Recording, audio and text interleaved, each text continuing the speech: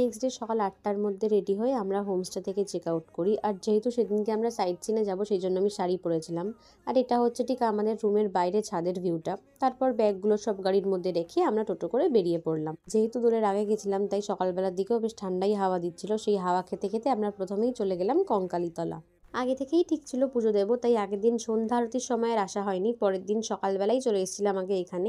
ফাঁকায় ফাঁকায় সুন্দর পুজো দিয়ে আশপাশটা ঘুরে বাপি দাদার কিরকম লাগলো সেটা শুনে নাও। আমাদের সৌভাগ্য যে তাদের ওনারা যেখানে বসে সবকিছু নিজেরা কবিতা লিখেছে, রবীন্দ্রনাথ ঠাকুর সবকিছু করেছে, সেটা জায়গাটা দেখার সৌভাগ্য হয়েছে, মানে আমরা ধন্য।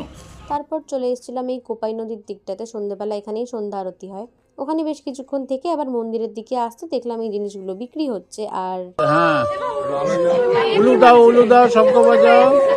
বড় মামা ওখান থেকে মালা কিনে বড় মামিকে পরিয়েছে, আর বুঝতে পারছে না বড় মামি যে কি করবে ওটাকে নিয়ে। এরপর এই সুন্দর গাছগুলো দেখতে দেখতে আমরা চলে আসলাম বিশ্বভারতী। এদিকে আমিও হাতে একটা মালা পরে নিয়েছিলাম। তারপর বিশ্বভারতী এসে আগে আশপাশটা ঘুরে দেখছিলাম, আর তার সঙ্গে এটাও খেয়াল করলাম যে আগের বার যখন স্কুলে পড়ার সময় এসেছিলাম সেখান থেকে এখন একটু চেঞ্জ হয়েছে। তারপর টিকিট কেটে আমরা চলে আসলাম মিউজিয়ামের ভেতরটা দেখতে। যদিও ভেতরে ফটো ভিডিও কিছু অ্যালাউ নেই, তাই জন্য আমার কাছেও কোনো ক্লিপ নেই অবশ্যই।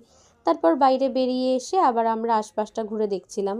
আগের বার যখন এসেছিলাম তখনকার সাথে এখনকার কিছু চেঞ্জেস তো দেখতেই পেলাম। আবার অনেক জায়গায় এখন অ্যালাউ করে না, আবার কিছু কিছু জায়গায় হয়তো সপ্তাহে একদিন কি দুদিন অ্যালাউ করে। এই হোক, তো যা যা ঘোরা পসিবল ছিল সেগুলো ঘুরে আমরা সবাই বাইরে চলে আসলাম। আর সবাই খেলো রাবড়ি আর আমি এদিকে খেলাম মিষ্টি দই।